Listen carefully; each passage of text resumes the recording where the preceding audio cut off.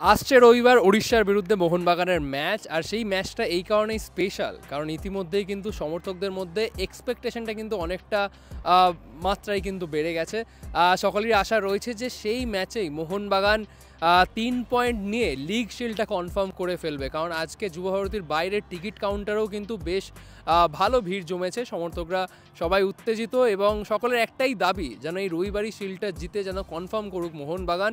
আর শুধু তাই নয়, আজকে অনুশীলনের বাইরে, মাঠের বাইরে কিন্তু দাঁড়িয়ে প্রায় 50 জনের বেশি সমর্থকরা দেখছিল, যেটা খুব একটা দেখা যায় না, কম সময় দেখা যায়, বাট আজকে কিন্তু সেটাই দেখা গেল। প্রায় 50 জনের বেশি সমর্থক কিন্তু মাঠের বাইরে মোহনবাগান প্লেয়ারদের প্রত্যেকটা শট, প্রত্যেকটা গোল হওয়ার সঙ্গে সঙ্গে কিন্তু তারা জোরে চিৎকার করে কিন্তু সেলিব্রেট করছিল। সুতরাং এখান থেকে পরিষ্কার যে রবিবারের ম্যাচের আগে উত্তেজনা কিন্তু তুঙ্গে মোহনবাগান সমর্থকদের মধ্যে।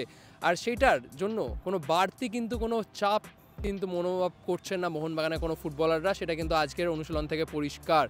অনুশীলনে মোহনবাগানরা ঠিক যেমন মরশুমের প্রথম ম্যাচের আগেও যেভাবে তারা প্রস্তুতি নিচ্ছিলেন, এই ম্যাচের আগে, উড়িষ্যা ম্যাচের আগেও কিন্তু ঠিক একইভাবে কিন্তু প্রস্তুতি নিচ্ছে জেমি ম্যাকলারেন, ডিমি পেট্রাডোসরা। তাদের মধ্যে কিন্তু কোনো বাড়তি কোনো চাপ নেই, বরং অ্যাট দ্য সেম টাইম কিন্তু কোনো আত্মতুষ্টিও নেই।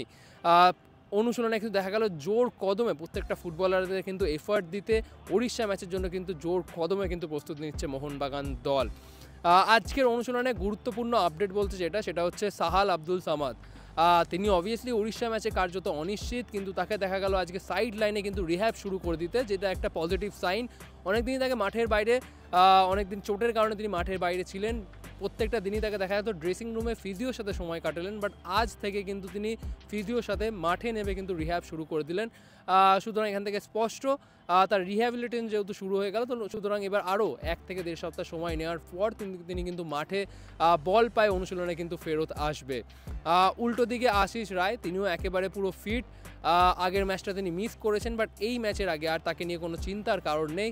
বাট উড়িষ্যা ম্যাচের আগে আজকের ট্রেনিং থেকে যেটা জোরালো হচ্ছে সেটা হচ্ছে উড়িষ্যা ম্যাচে হয়তো খুব সম্ভবত আশিস রায়কে খেলাবেন না হোসে মলিনা, কারণ যেহেতু চোট থেকে সদ্য তিনি ফেরত এসছেন, হয়তো তাকে নিয়ে নাও ঝুঁকি নিতে পারেন মোহনবাগানের স্প্যানিশ হেড কোচ। সেই জায়গায় হয়তো দীপেন্দু বিশ্বাস, যিনি লাস্ট ম্যাচটা খেলেছিলেন, তাকেই হয়তো আবার নামাতে পারে মলিনা, কারণ আজকে যখন ম্যাচ সিচুয়েশন হচ্ছিল তখন কিন্তু Subhashish Bose, Tom Aldred, Alberto Rodriguez এবং তাদের পাশেই কিন্তু ছিলেন দীপেন্দু বিশ্বাস, আশিস রায় কিন্তু ছিলেন না। সুতরাং এখান থেকে একটা জিনিস স্পষ্ট, হয়তো মলিনা, আশিস রায় যেহেতু তিনি সদ্য চোট সারিয়ে ফিরেছেন, তাকে নিয়ে হয়তো তিনি ঝুঁকি নিতে চাইছেন না। উল্টো দিকে মাঝ মাঠে এই মুহূর্তে আজকের অনুসরণ দেখে একটা জিনিস প্রেডিক্ট করা যেতে পারে, হয়তো যদি শেষে মাঝ মাঠে হয়তো অনিরুদ্ধ থাপাকে নামাতে পারেন মলিনা। তার কারণ আজকের অনুশীলনে কিন্তু দেখা যাচ্ছিল আপুইয়ার পাশেই কিন্তু প্র্যাকটিস করতে অনিরুদ্ধ থাপাকে।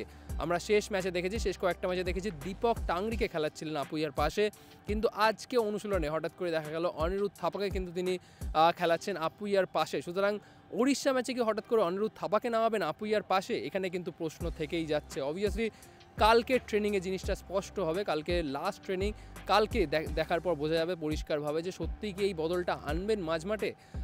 তো এইগুলো গেল মাঝমাঠ। এবার চলে আসবো আক্রমণ ভাগের জেমি ম্যাকলারেন, তাকে কিন্তু আজকে শেষের দিকে কিন্তু অনুশীলন আর করতে দেখা গেল না। আপনারা সবাই জানেন কেরল ম্যাচে যাওয়ার আগেও কিন্তু একদিন তিনি অনুশীলন স্কিপ করেছিলেন, কারণ তিনি হালকা আনকমফোর্টেবল ফিল করছিলেন, হালকা একটা নিগল ছিল তার। বাট তারপর তিনি কিন্তু পুরোপুরি ফিট হয়ে কেরল ম্যাচের জন্য প্রস্তুতি নিয়েছিলেন, কেরল ম্যাচে খেলেও ছিলেন আর কেরল ম্যাচে গোলও করেছেন। আজকে আবার সেটা নিয়ে একটা আশঙ্কা দেখা গেল, শেষের কিছুটাক্ষণ কিন্তু অনুশীলন করলো না তিনি। যখন তার আক্রমণ ভাগে, যখন বাকি প্লেয়াররা যখন শুটিং প্র্যাকটিস করছিল, তখন কিন্তু দেখা গেল ম্যাকলারেনকে কিন্তু দেখা গেল না। তিনি কিন্তু ফিজিওর সাথে সময় কাটালেন এবং কিছুটা সময় কাটানোর পর তাকেও কিন্তু ড্রেসিং রুমে ফেরত যেতে দেখা গেল। কালকের অনুশীলনে অবভিয়াসলি যেটা জানা যাচ্ছে এই মুহূর্তে গুরুতর তার কিছু হয়নি। অ্যাজ আ প্রিকশন তাকে আজকে আর বাকি অনুশীলনটা করতে দেননি, যাতে উড়িষ্যা ম্যাচের আগে তিনি সম্পূর্ণ ফিট থাকে।